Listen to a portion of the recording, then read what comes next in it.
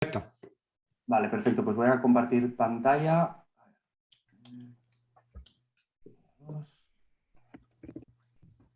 Vale, estáis viendo la presentación, ¿verdad? Sí, sí, sí.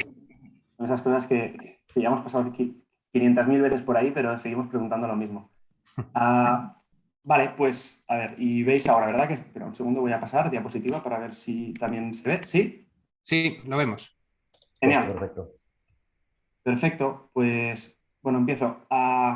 Hola a todas y todos. Bueno, primero de todo me gustaría agradecer a Ismael y a Miguel por la oportunidad, por pensar en mí como ponente para STO. La verdad que es una organización que me parece súper interesante, un grupo de compartir conocimiento muy, muy interesante y la verdad que yo las sesiones que he ido, que han sido más, yo diría que de las 5 o 6 que ha habido, he estado casi en la mayoría. La verdad que siempre sales con un carro de referencias y de aprendizajes, o sea que la verdad, un placer. Y nada, en la sesión de hoy, la idea es hablar un poquito de un concepto que me interesa mucho, que es el de la narrativa, y tratar de vincular esto con dos conceptos, evidentemente el pensamiento sistémico, que es de lo que va el grupo en el marco de las organizaciones, y por otro lado el tema del concepto de futuro, ¿no? Que ya veréis que conecta todo muy bien. Entonces, bueno, básicamente voy a exponer durante unos 45 50 minutos. La idea es que, bueno, yo iré con el hilo conductor, pero si en algún momento tenéis alguna duda, lo podéis comentar por chat, incluso paramos, conversamos y luego sigo. Y si todo va bien y encajo timings, los últimos 10 minutos los dejamos un poquito para preguntas, como habíamos comentado con Miguel e Ismael. Y nada, pero vamos, que no os sintáis en ningún momento incómodos en preguntar y yo creo que la gracia un poco es esa, ¿no? Que haya ese debate sano. Y nada.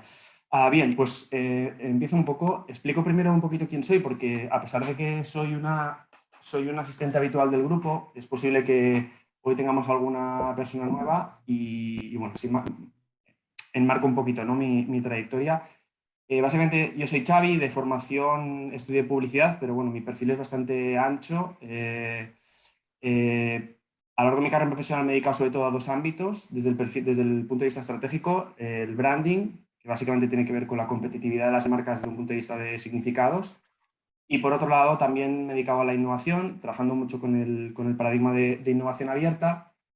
Actualmente trabajo como director de innovación en Comuniza, que es una consultora de branding, de ahí la unión de los dos mundos, ¿no? Del branding y la innovación, y soy un poco el responsable dentro de la organización de los temas que tienen que ver con generar valor nuevo, ¿no? Luego también tengo la suerte de ser docente y doy clase en una escuela vinculada a la UPF. Trabajo como profesor asociado y doy ahí algunas clases relacionadas con el emprendimiento, el branding, la innovación. Y luego, que es un poco también el motivo por el que doy hoy esta charla, soy cofundador junto a Livia Fioretti, que es mi compañera de Speculative Futures Barcelona, que es una comunidad muy parecida a la comunidad de STO en el contexto del Futures Thinking o del pensamiento de futuros, ¿vale? Que luego explicaré un poquito más de qué va todo esto, para los que no habéis oído hablar antes del concepto. Bien, y os voy a hablar un poco de narrativa, ¿vale? Narrativa, que es una palabra o un concepto, ¿no? Que es muy amplio, que probablemente, no sé si alguien pregunta algo. No, no, No, decía que descuento. es un concepto. A lo mejor era una... ¿Me veis bien? Sí, perdemos un poco, comentabas. Sí, es que se pierde un poco, no sé si es la conexión, Xavi. Comentaba algún compañero, alguna compañera que se perdía un poco el audio. Vale, ostras, un segundo, miro a ver si falla algo. ¿Me veis bien? ¿Me seguís oyendo bien o no ahora? Sí, sí, te oímos básicamente, es a veces simplemente que se corta un segundo. Vale, pues no sé cómo solucionarlo, la verdad. Bueno, no te preocupes, seguimos. Si me perdéis, cortadme y vemos qué puedo hacer. No sé si conectarme desde el móvil o lo que sea. Por ahora Bien, bien. Yo lo escucho perfecto, así que posiblemente no sea un tema de tu conexión. Ajá. vale. Bien, pues continuemos. Si se oye bien, como dice, será a lo mejor nuestra conexión o alguna en concreto, no os preocupéis. Vamos allá, a ver si conseguimos que... Genial. Pues lo que decía, que voy a centrar un poco el marco de la conversación en este concepto que me parece muy potente, que es la narrativa, ¿no? Y es un concepto que probablemente no tenga una única definición y que cada uno entenderá un poquito a su manera y depende de qué perspectiva lo analice, ¿no? Pero si le tuvimos que poner una definición, para mí la narrativa es el relato que da sentido y cronología a un acontecimiento, ¿no? Narrativa, incluso hay, desde un punto de vista semántico, a veces, ¿no? se habla de narración, se habla de relatos, se habla de storytelling. Bueno, en este caso, yo para mí los voy a entender como sinónimos y a lo largo de la charla los voy a utilizar de forma sinónima, ¿vale? Básicamente, ¿por qué es interesante lo de la narrativa? Pues porque es un concepto estrictamente vinculado al ser humano, ¿no? Al final se dice mucho lo de somos lo que nos contamos, ¿no? También se dice de que somos un animal en busca de historias. Y si algo define la especie humana, a diferencia de otras especies, es esta capacidad que tenemos de inventar historias, ¿no? De inventar relatos y de crear relatos que luego generan cooperación y un sentimiento, pues, incluso de propósito hacia un determinado punto. La cosa es que la narración es nuestra forma de dar sentido a la realidad y que tiene mucho que ver con lo que se trabaja en el grupo, ¿no? En el grupo se habla muchísimo de complejidad. La realidad es que, al menos como yo lo veo, ¿no? La realidad es hipercompleja, es inasible en el fondo porque es inmensa, es infinita, y la forma que tiene el ser humano de decodificar esa realidad infinita, absoluta, es a partir de esa narrativa, ¿no? Que es al final, esa encadenación lógica de hechos, ¿no? Que da sentido. Entonces, el relato en el fondo, la narrativa en el fondo es una herramienta que nos permite comprender y compartir la realidad, ¿no? Importante también en la segunda parte, compartir la realidad, ¿no? O sea, compartir con otras personas, ¿no? Hay este gráfico que circula por internet que no habla estrictamente de narrativa, pero que me parece muy interesante a colación de lo que venía comentando, ¿no?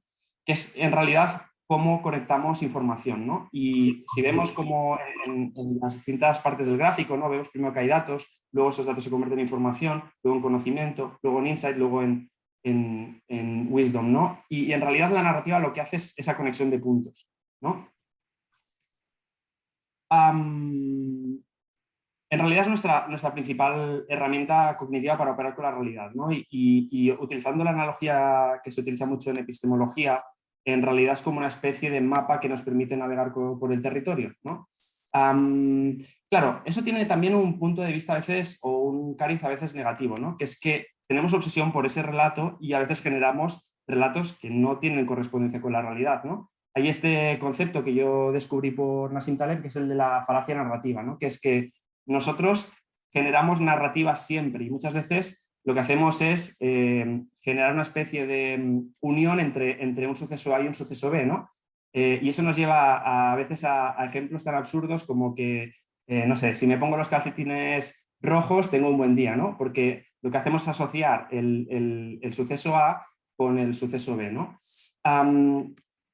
Esto también se llama, este sesgo cognitivo, o esta falacia, mejor dicho, también se llama el post hoc ergo propter hoc, ¿no? Que es el de after this, therefore, because of this, que viene a decir después de esto, por lo tanto, debido a esto, ¿no? Y es confundir básicamente correlación con causalidad, ¿no? Y eso a veces nos hace ver patrones como este de aquí, ¿no? Que la imagen tiene un poquito de guasa, pero es verdad, ¿no? Que vemos un patrón donde realmente no lo hay. Y todo nos indica en este caso, ¿no? A ver un sí, pero nosotros nos empeñamos por nuestra narrativa, por las gafas que llevamos puestas, a ver un patrón que dice no, ¿no? El caso es que la narrativa como concepto normalmente se refiere o nos referimos normalmente al pasado, ¿no? Como algo retrospectivo, una forma que tenemos de darle sentido a una realidad que ya hemos vivido. El caso es que la narrativa también tiene un papel bastante importante en la construcción del futuro, ¿no? Y ahora os explico por qué, ¿no? Las ideas de futuro nos alumbran ante lo desconocido. Entonces, cuando generamos una idea de cómo va a ser el futuro, nos ayuda, ¿no? Volvemos a la analogía del mapa y el territorio, ¿no? Nos da un mapa para navegar por un territorio que no conocemos, ¿no? Sobre algo que no ha sucedido, ¿vale? Pero por otro lado, también nos moldea y nos acota el marco de lo que es posible, ¿vale? Os voy a poner un vídeo, que es el que veis aquí, de estos dibujos que se llaman los supersónicos, de Jetsons en inglés, que fue creado en el 62, pero que curiosamente está inventado en el 2062, ¿vale? Entonces os pongo el vídeo y luego comentamos. A ver si puedo compartir. ¿Veis veis Vemos, YouTube, ¿no? sí, sí, vemos el vídeo, sí. Vale. A ver si lo oímos bien. No sé si lo oiréis, ¿eh? A ver. ¿Lo veis? Sí. Vale, perfecto. Pues pongo el vídeo.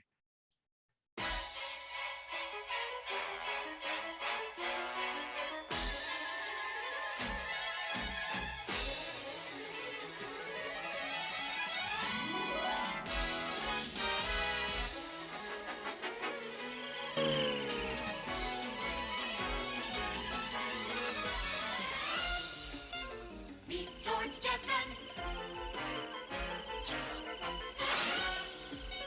His boy Elroy. Daughter Judy. Jane, his wife.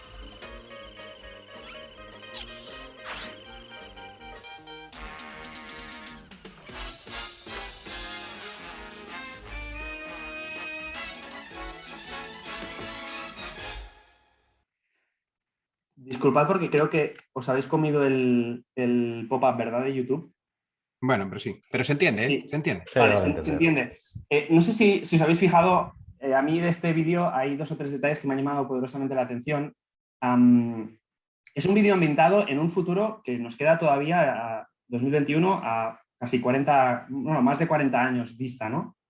Pero en cambio, en realidad, para mí es un futuro que realmente es un atrecho, porque detrás de eso hay unos modelos de familia, unos modelos de relación, ¿no? En este caso vemos como quién conduce la nave, pues la nave la conduce el hombre, es el hombre un poco el que ¿no?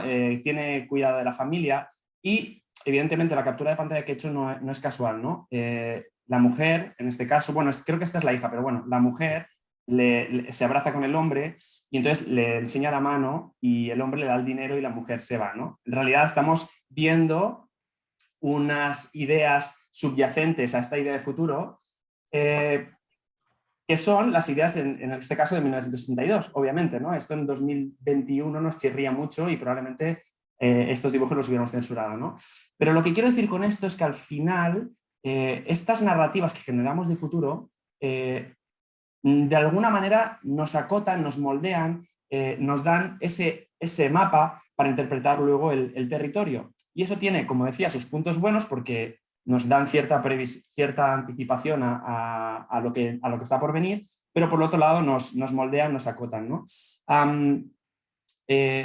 Paco Jariego, que es un escritor de ciencia ficción, que además lo trajimos en Speculative Futures hace no mucho, para hablar justamente del rol de la ciencia ficción, tiene un artículo que me gustó mucho que dice que las historias son nuestra cárcel.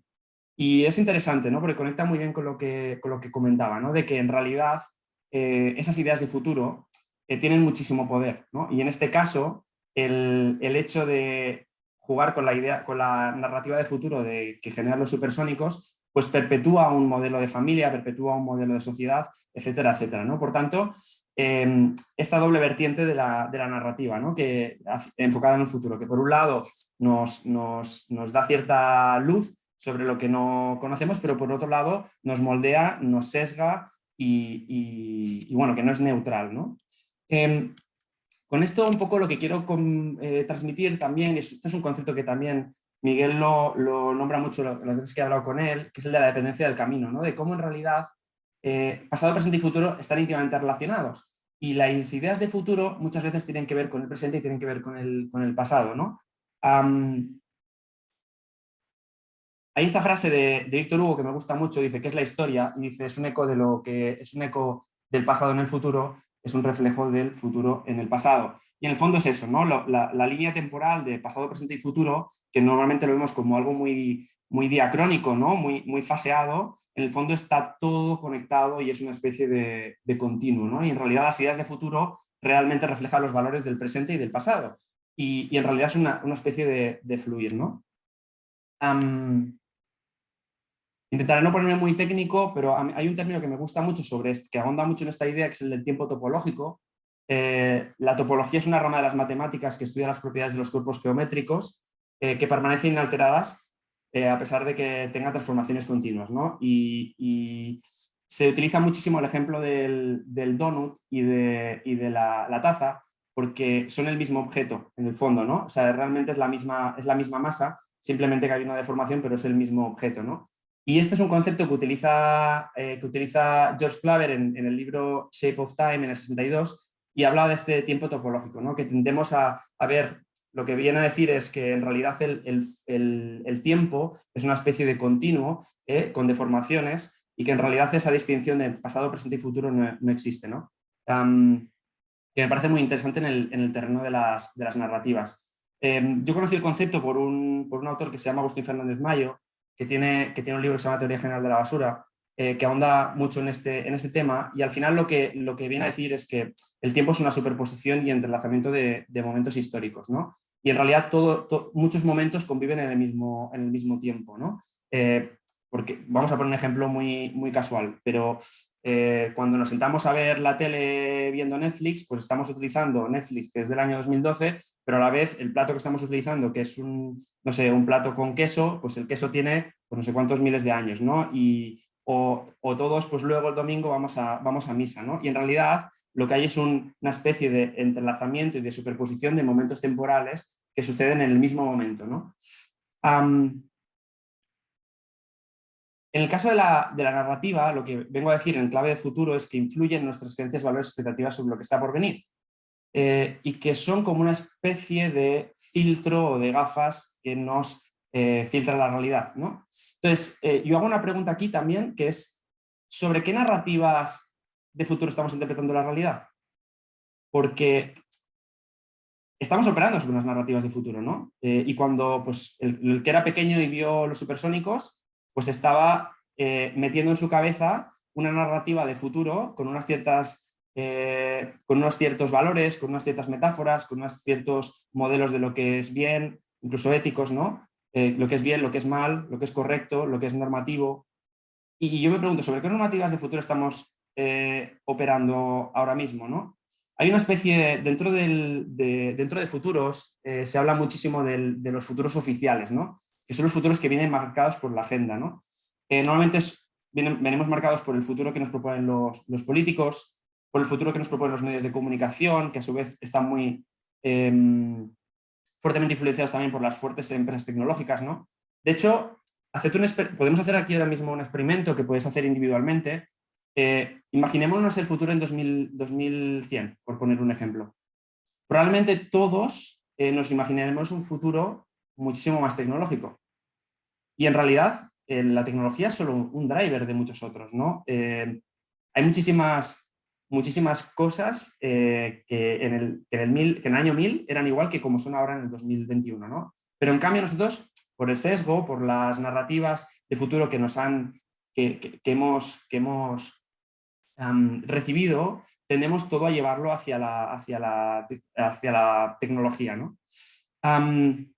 Bien, lo que vengo a decir con esto es que solemos concebir el futuro como algo que nos viene dado. Y en el fondo no tiene por qué ser así. Podemos generar nuestras propias narrativas de futuro, ¿no? Y cuando pensamos en el futuro como desde una perspectiva un poquito más pasiva, el problema que tiene es que perdemos toda capacidad de agencia, porque el futuro no, es lo que viene, ¿no? Pero en el fondo también el futuro es lo que uno construye, lo que uno crea. Y en clave de narrativas, pues me parece que tiene su importancia, ¿no? Desde el pensamiento de futuros, desde la perspectiva, se habla de que hay 4 actitudes en frente al futuro, ¿vale? Entonces se habla de que hay una actitud que es la pasiva, que es el que no quiere ver el cambio. Muchas veces se utiliza gráficamente el avestruz, que es, ¿no?, poner la cabeza debajo para no ver qué sucede. Luego hay una segunda postura, que es la reactiva, que es la que se opone al cambio. Aquí hay una distinción, que es el primero no ve el cambio, el segundo sí que lo ve, pero se opone, ¿no? Es reticente a ese cambio. Luego habría una tercera, que se le llama preactiva, actitud preactiva, que ya sería la postura de esa persona que ve el cambio y como ve que el cambio se avecina, lo que intenta es limitar las consecuencias negativas, ¿no?, de ese cambio, de alguna manera como prepararse, ¿no? De ahí lo de preactivo. Y luego hay un cuarto enfoque, que es un poco el que yo propongo con la charla de hoy, que es la actitud proactiva, ¿no?, que es un poquito el de liderar y beneficiarse de ese cambio, ¿no? Ser un poquito proactivo, ser propositivo en ese futuro. Y ya digo que es una actitud que normalmente la gente no suele tener, ¿no? Solemos pensar en ese futuro desde una perspectiva pues pasiva, reactiva, nos viene dado, etcétera, ¿no? Entonces, yo vengo un poco a hablar de la postura proactiva del futuro, ¿no? Y esto se aborda mucho, y ahora lo conectaré con lo de Speculative Futures Barcelona, se aborda mucho desde el Futures Thinking, que es un conjunto de disciplinas que lo que viene es a proponer un cambio de paradigma sobre el futuro, ¿vale? Un cambio de paradigma de pensar el futuro como algo que nos viene dado a algo que podemos trabajar, ¿vale? Entonces, hay un poquito para ponerlo en definición, básicamente es un cambio de paradigma en el cual proponemos trabajar el futuro de una forma crítica, activa y metódica. En los últimos años, sobre todo desde el ámbito de diseño, han salido muchísimas vertientes dentro del diseño que abordan este punto, ¿no? La más conocida es el diseño especulativo, que básicamente es trabajar la herramienta del diseño para especular, ¿vale? Para generar especulaciones alternativas, ¿no? Para trabajar las narrativas de ese futuro. Todas ellas convergen en el punto de que el futuro puede ser una herramienta, de que el futuro puede ser un activo, un recurso, ¿no? Entonces, pasaríamos del futuro como algo que es afirmativo al futuro como algo que puede ser también una crítica, ¿no? Del futuro como una herramienta o como una certeza, algo que es seguro que va a suceder, al futuro como posibilidad, ¿no? Como un hipotético. Del futuro como un único futuro al futuro como muchos futuros. Del futuro como destino al futuro como, ¿no? como resultado de tus acciones. Entonces, lo que se propone desde Futures Thinking es que podemos ejercer soberanía sobre ese futuro. Y que en el fondo las narrativas que nos contamos tienen incidencia en de qué forma interpretamos el mundo y por tanto lo que se propone es que podemos trabajar esas narrativas y esas narrativas tendrán una incidencia en nuestras maneras de percibir la realidad, en la manera de comportarnos, etcétera, etcétera. Como decía, yo junto con Libby llevamos un grupo, una comunidad online que se llama Speculative Futures. Hay distintas comunidades, como pasa con STO, en distintos lugares. Nosotros llevamos un poco el grupo de Barcelona y lo que hacemos básicamente es difundir este tipo de prácticas y traemos pues, ponentes que inspiran en distintos temas, ¿no? Contaba al inicio de la charla, pues hace poco trajimos a Francisco Jariego, que es un escritor de ciencia ficción, que nos contaba qué rol juega la ciencia ficción en la concepción de la realidad, ¿no? Porque la ciencia ficción juega un rol muy interesante en esa mirada crítica, en esos hipotéticos que de golpe, ¿no? Te hacen darte cuenta que el modelo que no cuestionabas es así, pero que puede ser de otra manera, ¿no? Y ahí las narrativas juegan un papel esencial. Entonces, las narrativas de futuro en el fondo son una herramienta de transformación social y podemos hacer uso de ellas, ¿no? Hay un perspectivista muy conocido que es Jim Dator que dice que cualquier idea de futuro debería ser ridícula. Y esto lo dice justamente con esa mirada crítica de que podemos utilizar el futuro como una herramienta de choque cultural, de crítica, etcétera, ¿no? Entonces, lo que estaba diciendo, ¿no? Que en realidad la narrativa tiene un papel, la narrativa en el futuro tiene un papel y que por tanto la podemos trabajar, ¿no? Porque solemos pensar como que el futuro es algo que viene, pero no tiene por qué, ¿no? Bien, ¿cuál es la relación entre narrativa y pensamiento sistémico? ¿Vale? Porque hasta aquí hemos intentado ver un poquito qué es la narrativa y ver que la narrativa también se puede utilizar no solo en clave retrospectiva, sino también en clave de futuro, en clave de lo que está por venir. Bien, ¿cuál es un poquito o dónde veo yo el enlace entre narrativa y pensamiento sistémico?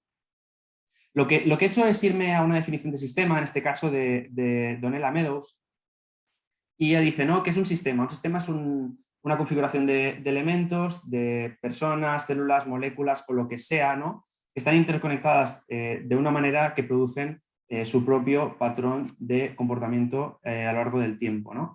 Entonces, a mí en esta definición, que probablemente vosotros, muchos de los que estáis aquí, sois expertos en el tema de pensamiento sistémico y probablemente hay otras definiciones, pero yo cogiendo esta definición, pues a pesar de que no se menciona explícitamente, para mí la información, para mí la narrativa, es decir, lo que nos contamos, también juega un papel muy relevante, ¿no? Y sobre todo cuando hablamos de sistemas sociales, de sistemas compuestos por personas, ¿no? Que es un poco el marco del grupo, ¿no? De las organizaciones.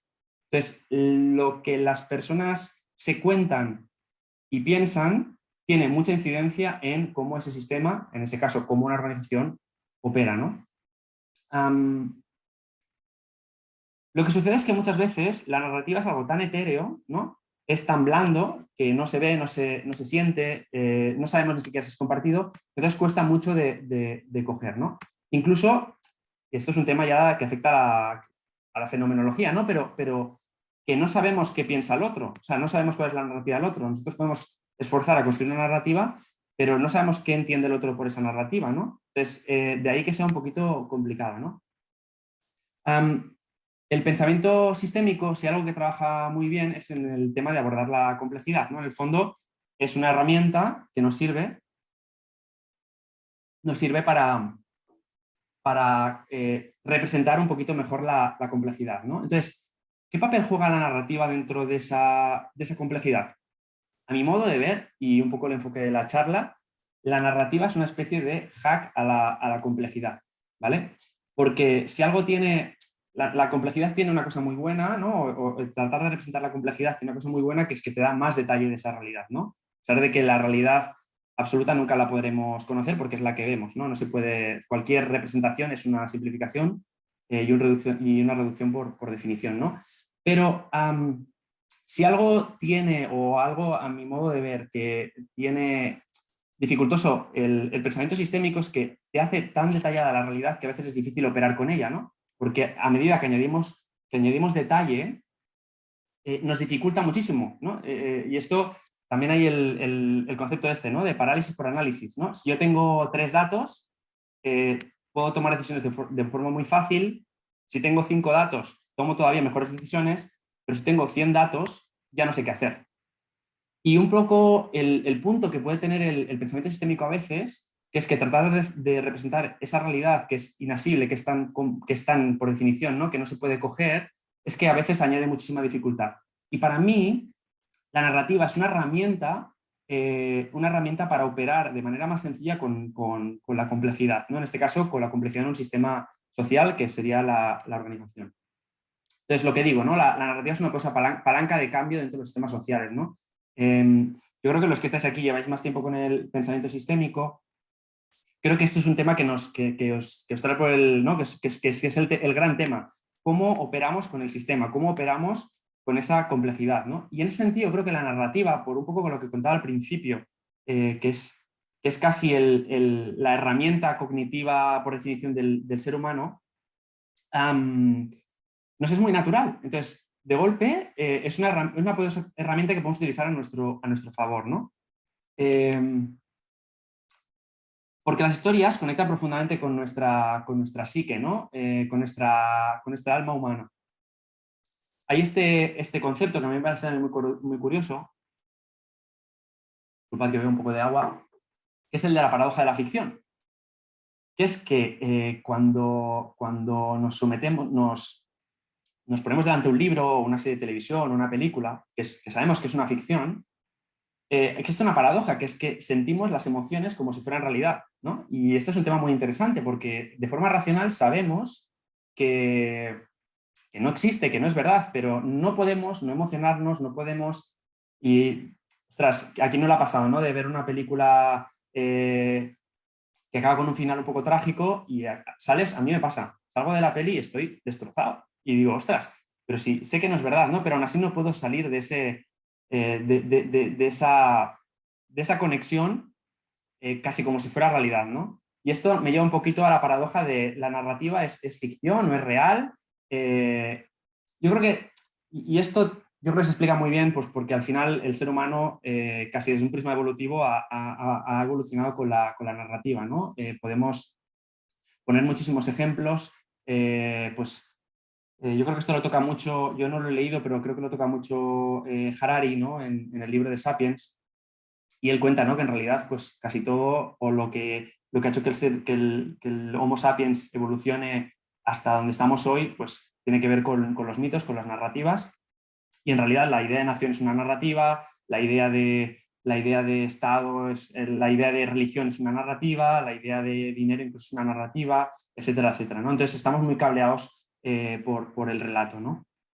Os quería poner un ejemplo, no sé si alguien ha visto esta serie, es Young Pope, es una serie de HBO. Os he puesto esta imagen por dos motivos.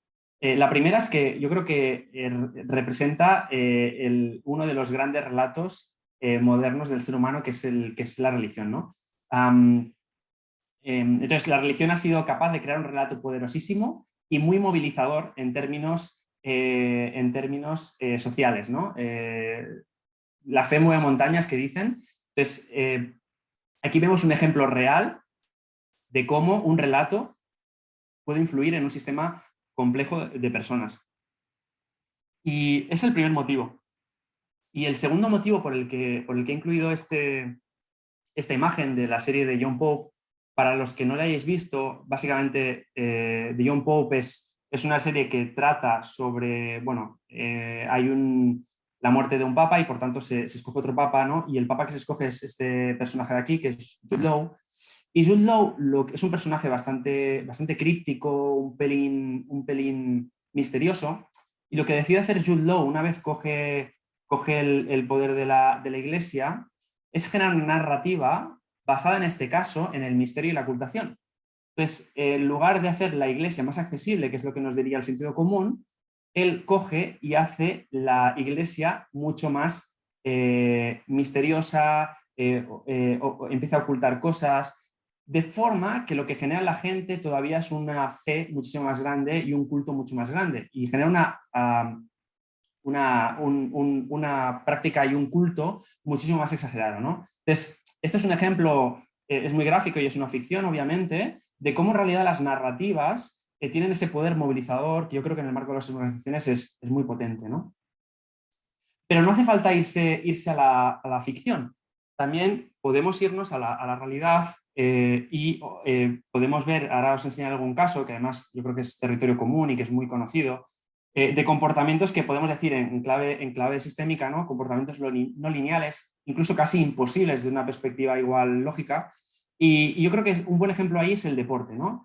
Vemos este señor de aquí, que creo que todo el mundo lo conocéis, que por cierto aprovecho para recomendar mucho la serie de The Last Dance de Netflix, donde hablan un poquito de la carrera de Michael Jordan y los Bulls.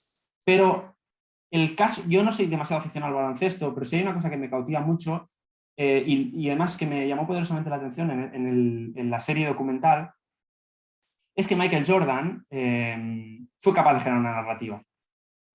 Fue capaz de generar una narrativa y de convencer a un grupo de que podían ganar.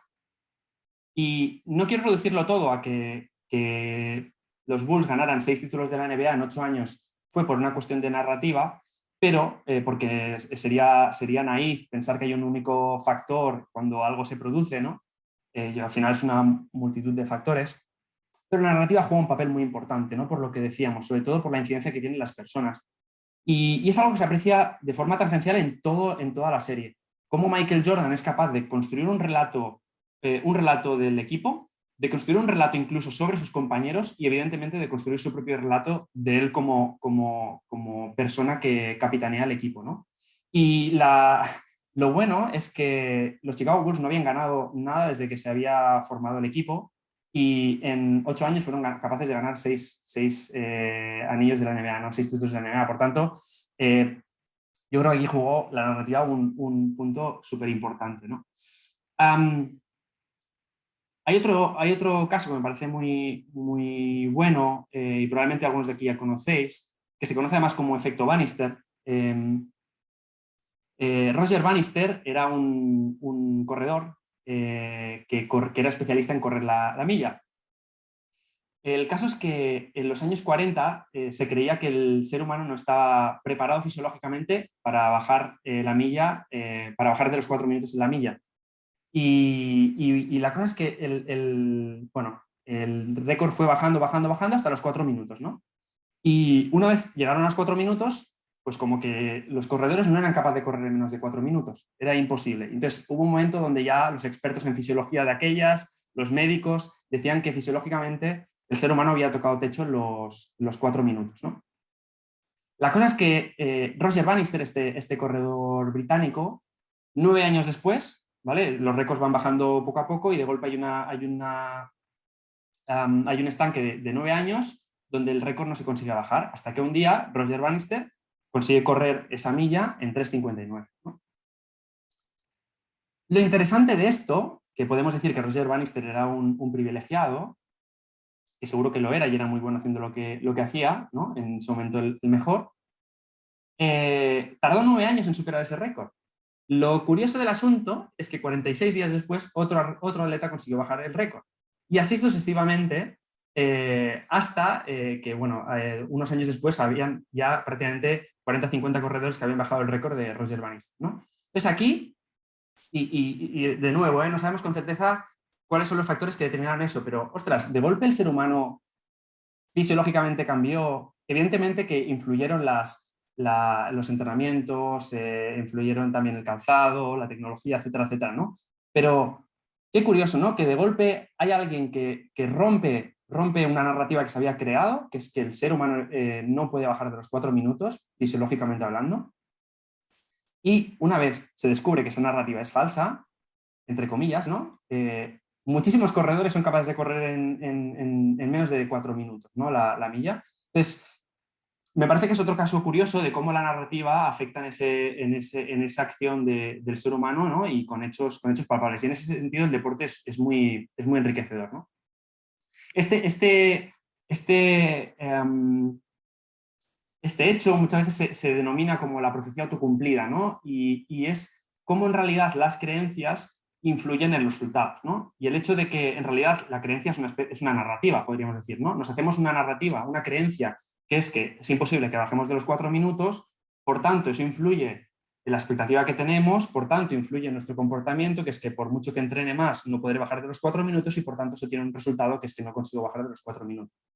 De nuevo, estoy haciendo una simplificación, pero creo que encarna muy bien, materializa muy bien cómo en realidad las narrativas condicionan nuestro comportamiento, ¿no? Y en clave organizativa me parece que tiene una relevancia muy grande, ¿no? Sobre todo por ese punto de palanca que decíamos, ¿no? Ya dejo a modo de pensar qué historias se debieron contar ellos para cambiarlo todo, ¿no? ¿Qué narrativas se debieron contar para cambiarlo todo, ¿no? Roger Bannister, ¿qué se debía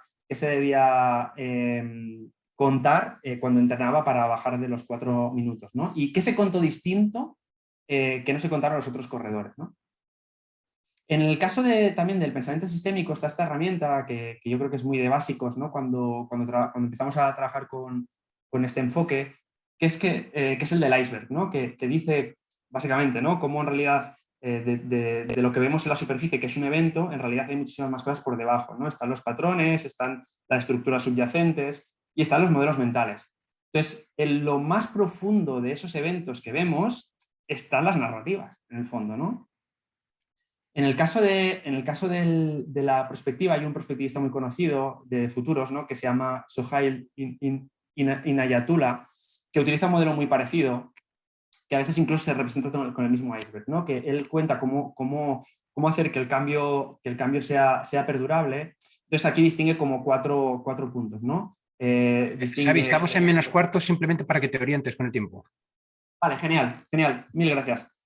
Entonces él generó un framework para hacer que ese cambio sea perdurable, ¿no? Porque en el fondo yo creo que es un tema que nos trae que nos importa a muchísima gente, ¿no? Que trabajamos en el terreno del cambio organizativo, de la innovación, etcétera, etcétera, ¿no? Y él dice que en realidad para lograr que el cambio sea duradero hay que penetrar en las distintas... él habla de niveles, ¿no? Que existen en la realidad, ¿no? Él dice que hay un primer nivel que es la letanía, que es la suma de los eventos, ¿no? Luego hay una estructura un poquito por debajo, ¿no? que influye evidentemente en esta asociación de eventos. Luego hay pues, unos discursos, unas maneras de ver el mundo, y luego en el punto último, ¿no? vuelve a ver los mitos y la metáfora, ¿no? Y ahí, de nuevo, la importancia de la narrativa, ¿no? Luego, George Lakoff nos ha explicado mucho, ¿no? qué es la importancia de las metáforas, ¿no? Tiene el libro, ¿no? de Metaphors We Live By, metáforas por las que, no sé cómo se traduce en castellano, metáforas de la vida cotidiana, creo que lo tradujeron o algo así. El caso es que él habla de cómo la importancia de la metáfora como elemento generador e interpretador de la realidad, ¿no? Entonces, cuando de golpe decimos, por ejemplo, ¿no? Que imaginaos que dos personas están dialogando, ¿no? Cuando utilizamos la metáfora de la guerra, evidentemente eso no es neutral, eso tiene unas incidencias de luego cómo interpretamos ese diálogo que está viendo estas dos personas. No tiene nada que ver cuando hablamos del diálogo como un baile, ¿no? Están bailando dialécticamente, ¿no? Evidentemente el lenguaje, la metáfora, tiene un poder muy grande en la interpretación de esa realidad y por tanto en nuestro comportamiento posterior, ¿no? Entonces, una narrativa estimulante puede llegar a convertirse en una especie de punto atractor para la organización, en el fondo, ¿no? Y yo creo que sí, se dice mucho esto, ¿no? Y además yo estoy bastante de acuerdo. Lo que distingue de un buen emprendedor de un emprendedor brillante es la capacidad de transmitir visiones estimulantes. En el fondo no es más que una narrativa, ¿no? Vemos aquí la imagen, ¿no? de Elon Musk, un personaje bastante controvertido. Y yo no voy a ser yo quien lo defienda, ¿no? Pero si algo es, yo creo que si en algo es muy bueno Elon Musk, es en transmitir estas narrativas que él tiene en la cabeza y que luego suceden, ¿no? Y bueno, él tiene muchísimas empresas, tiene SpaceX, tiene Neuralink, tiene Tesla, ¿no? Pero yo creo que el ejemplo más terrenal, que es el de Tesla, me parece que es bastante interesante, ¿no? De cómo en realidad una empresa que llega nueva a un sector, le pasaban la mano por la cara a empresas que llevan cientos de años trabajando, ¿no? Ford, Citroën, Nissan, y llega él y cambia las reglas del juego, ¿no? En el fondo, con una narrativa muy pasada de vueltas, pero que hace que eso sea realidad. Y hoy por hoy, digamos, toda la industria del automóvil va hacia donde ha ido Tesla 3 años antes, ¿no? O 5 años antes. Entonces, de nuevo, ¿no? La importancia de generar ese relato que hace que la gente, que los grupos, en este caso que las organizaciones, se movilicen hacia una determinada dirección, ¿no? Friedrich Nietzsche tiene esta frase que me gusta mucho también, que es: quien tiene un porqué para vivir puede soportar casi cualquier cómo. Y en el fondo es eso, ¿no? Una vez tienes un relato, tienes un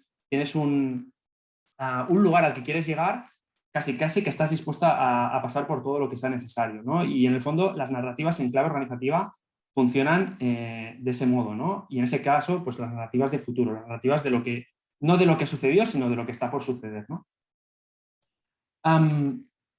Esta narrativa, yo creo, y es mi punto de vista, se puede utilizar tanto desde un punto de vista top-down, es decir, el líder de la organización, el director general, la directora general, puede utilizar esa narrativa para transmitir a los trabajadores de la organización esa narrativa, para movilizar hacia una determinada dirección, pero también uno desde su perspectiva de trabajador puede generar su propia narrativa o incluso la narrativa sobre el grupo, ¿no? Por tanto, no lo veamos como una herramienta solamente top-down, sino que también puede ser bottom-up, es decir, yo como trabajador puedo intentar generar mi narrativa de quién soy yo para la organización o de cuál es mi rol dentro de la organización, cómo soy yo, etcétera, etcétera, etcétera, ¿no? Por tanto, me parece que es muy interesante en clave organizativa. Sería inocente pensar que existe solo una narrativa, porque no es así. O sea, en el fondo hay como una especie de tensión o convivencia, podríamos decir, tensión, juego entre múltiples narrativas, ¿no? Entonces, ¿cuál es la narrativa que al final acaba ganando? No está claro y, como decíamos, es imposible entrar en la cabeza de todas las personas. Pero para mí, si hay un factor fundamental, que es que la narrativa se fundamenta en hechos, ¿no? Y esos hechos son los que dan credibilidad. Entonces, si Jordan vende una narrativa, pero luego esa narrativa no se corresponde con cómo entrena Jordan, cómo trabaja Jordan con sus jugadores, qué intensidad imprimen en los partidos, que los resultados acompañen, evidentemente esa narrativa se acaba cayendo, ¿no? Por tanto, a la vez que estamos viendo, ¿no? O que estoy intentando transmitir el poder de esas narrativas de futuro, tenemos que ver que esa narrativa no se sostiene sola, esa narrativa se sostiene con hechos, ¿no? Y esos hechos generan una credibilidad que hace que la gente interiorice mucho esa narrativa y que interprete la realidad en ese punto y que le movilice hacia ahí, ¿no? Nos quedan 10 minutitos, Xavi, para... Y ya para terminar, me gustaría hablar de que en realidad en clave organizativa hay un concepto que se ha puesto muchísimo de moda, que es el del liderazgo, ¿no? Y en el fondo encontraríamos muchísimas definiciones de liderazgo.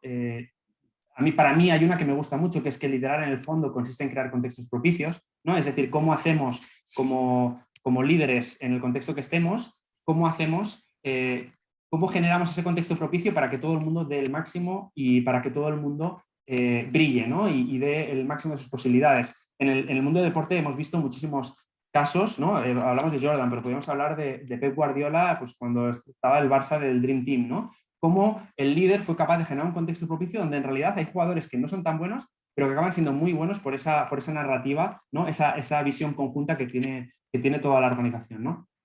Entonces, en ese sentido, para mí no hay liderazgo sin narrativa. Es decir, para liderar es necesario gestionar la narrativa, ¿no? Y en el caso de un sistema complejo como es una organización, para mí es clave. Y creo que a veces no se le da la importancia que toca, porque como es un elemento, como decía, ¿no? Es blando, es etéreo, ¿no? No es un flujo, no es un proceso, pues a veces como que pasa desapercibido, ¿no? Pero para mí tiene un papel muy relevante y muchas veces esos imposibles, esos golpes de efecto, muchas veces tienen que ver con esa narrativa, ¿no? Y ya para terminar, ¿no? Entonces la narrativa es un poco ese vehículo que nos lleva de un presente a un futuro y yo lo que invito un poquito es que como que las narrativas forman parte del ser humano, de las personas y siempre van a estar ahí. Lo que insisto, promuevo es que, oye, si están ahí, ¿por qué no trabajarlas a conciencia, ¿no? Y ya para terminar, acabo con esta cita de Paul Auster, del escritor, que dice que la historia solo sucede a quien son capaces de contarlas. Y ya está. Fantástico. Muchas gracias, Xavi. Nos quedan unos minutitos para 2 o 3 preguntas, si os apetece, si os habéis quedado con ganas de ampliar, os cedo la palabra a quien quiera abrir vuestro micro y aquí tenéis a Xavi para conversar unos minutos. Dejo de compartir. Si alguien tiene alguna duda, no se ha entendido algo, intento en la medida de lo posible responder. Mira, pues Ana, que nos acompaña después, tienes la palabra. Gracias.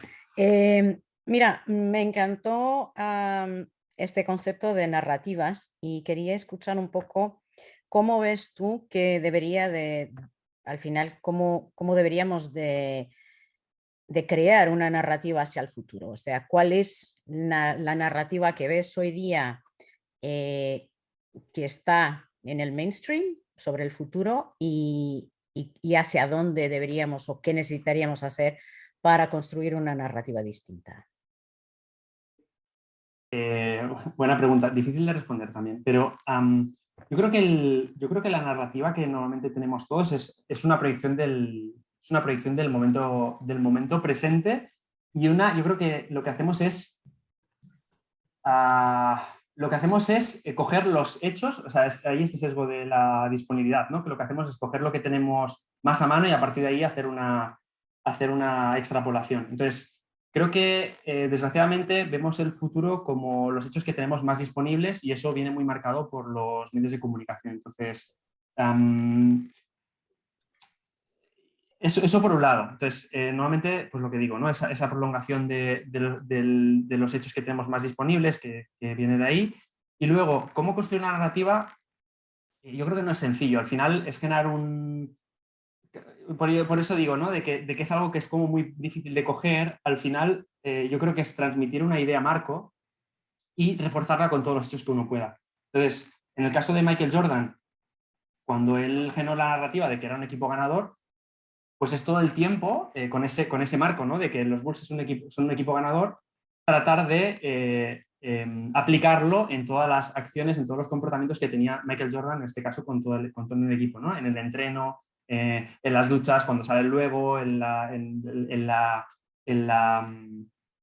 los días de partido, ¿no? En la previa, etcétera, etcétera. Entonces, para mí es coger una idea marco una idea, y esto daría esto yo creo que daría para una charla mucho más larga, pero para mí es coger una idea marco, una idea fuerza y tratar de que todas las acciones vayan en coordinación o vayan con esa correspondencia con esa idea fuerza. Entonces, si decimos que somos un equipo de élite, pues todo el tiempo, con esa idea marco de somos un equipo de élite, yo creo que todas las acciones tienen que ir en correspondencia con esa idea marco. Pero no es fácil, desde luego, o sea, yo creo que no es sencillo. Y desde luego que al final conviven muchas narrativas y hay tantas narrativas como personas. O sea, que cada uno al final en su cabeza pues genera su propio relato. Muy bien. Verónica, pones aquí tú en el chat, ¿no? Sí. Sí, comenta, por favor, si quieres. Sí. Bueno, interesantísima la charla. Muchísimas gracias. Yo quería preguntar, me ha parecido súper interesante, si se ha hecho desde los equipos algún análisis sobre la narrativa desde el relato con perspectiva de género, ¿de acuerdo? Desde las mujeres. Todos los relatos que conocemos o así en general, que conforman nuestro pensamiento y nuestro modelo mental, esa parte que dices que está ahí en el iceberg tan potente, ¿no? Que en el básico. ¿Habéis hecho algún análisis o alguien ha hecho un análisis al respecto de cómo es el relato, cómo sería el relato a construir? Yo creo que es uno de los grandes retos. Yo personalmente no he trabajado el tema en concreto, pero yo creo que es uno de los grandes retos, ¿no? Y en el fondo yo creo que sucede con todas las cuestiones sociales, que lo que es hoy pues no es así. O sea, la mayoría de cosas son culturales, ¿no? Y los modelos que tenemos pues, de familia, de relaciones, etcétera, etcétera, son los que son hoy, pero no son correctos ni incorrectos. Son esos y luego en un futuro puede haber otros, ¿no? En ese sentido es interesante. Yo creo que la ciencia ficción ha abordado mucho esas cuestiones. Y seguro que hay ciencia ficción desde el punto de vista feminista, donde en realidad generan escenarios hipotéticos que trabajan con esa narrativa alternativa. Y luego seguro que hay expertos trabajando en ese campo. Yo creo que hizo muy buen trabajo en su momento Donna Haraway con el Manifiesto Cyborg, exponiendo un poquito ese punto de vista feminista a través de la tecnología. Quiero ver feminismo. Sí, o sea, ella bueno, sí. Además no me leí hace no mucho me leí el ensayo, es un ensayo muy cortito, donde propone cómo la tecnología da una nueva narrativa para construir. En este caso ella aboga por la abolición de los géneros, simplemente es el ser humano, ¿no? Y utiliza justamente la tecnología como una buena excusa para deconstruir esas narrativas y generar narrativas nuevas con modelos mentales nuevos sobre la sociedad. Entonces, bueno, no te sabría decir ahora en concreto a personas que estén abordando el tema, pero seguro que los hay. En Pensamiento de Futuros hay una línea de trabajo muy interesante que es la decolonización. En realidad es cómo se escribe esa narrativa, ¿no?, de los territorios colonizados, ¿no?, que al final también tienen su narrativa y me parece también súper interesante. Muy bien. Yo siento cortaros, estamos en las 8 ya. Y si os parece, vamos a cerrar aquí esta parte de la sesión. Bueno, sabéis que la sesión quedará grabada y la subiremos a la página web de STO y también a nuestro canal de YouTube.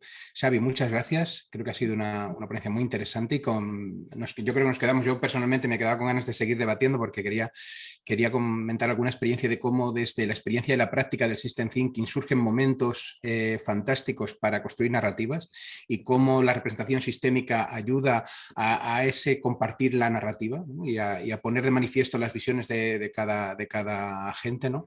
Y bueno, espero que tendremos ocasión para seguir charlando de esto. Si os queda alguna pregunta en el tintero para Xavi, dejadla en el chat, por favor. Y Xavi, si no te importa contestar esa pregunta por email y nosotros No, para nada. Fantástico.